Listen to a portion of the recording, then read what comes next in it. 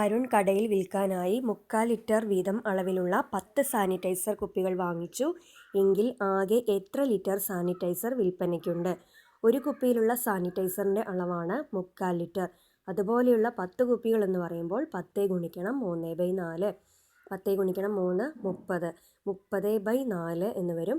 30നെ 4 കൊണ്ട് ഹരിച്ചാൽ ആൻസർ 7 2/4 എന്ന് ലഭിക്കും.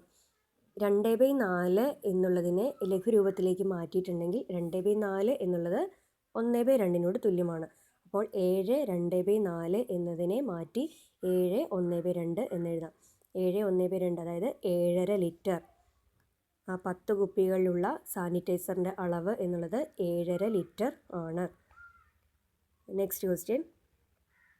സ്കൂൾ വിദ്യാർത്ഥികൾക്കുള്ള ഭക്ഷ്യക്കിറ്റിൽ UP വിഭാഗത്തിലെ ഒരു കുട്ടിക്ക് ഒരു മാസത്തേക്ക് 3/5 കിലോഗ്രാം പയറാണ് ഉൾപ്പെടുത്തിയിട്ടുള്ളതെങ്കിൽ ജൂൺ ജൂലൈ ഓഗസ്റ്റ് മാസങ്ങളിലേക്കുള്ള ഒരു കിറ്റിൽ എത്ര കിലോഗ്രാം പയർ ഉണ്ടായിരിക്കും? ഒരു മാസമാണ് 3/5 കിലോഗ്രാം.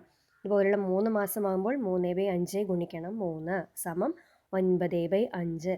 9നെ 5 കൊണ്ട് ഹരിച്ചിട്ടുണ്ടെങ്കിൽ ആൻസർ 1 4/5 കിലോഗ്രാം എന്ന് ലഭിക്കും. Next question. അനുയോജ്യമായവ യോജിപ്പിക്കുക എന്നുള്ളതാണ്.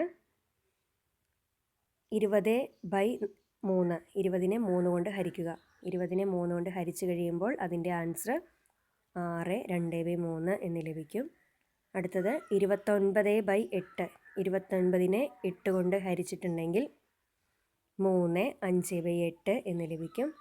അടുത്തത് 31/6. 31നെ 6 കൊണ്ട് ഹരിച്ചിട്ടുണ്ടെങ്കിൽ 5 1/6 എന്ന് ലഭിക്കും. അടുത്തത് 42/5. 42നെ 5 കൊണ്ട് ഹരിച്ചാൽ 8 2/5 എന്നും ലഭിക്കും.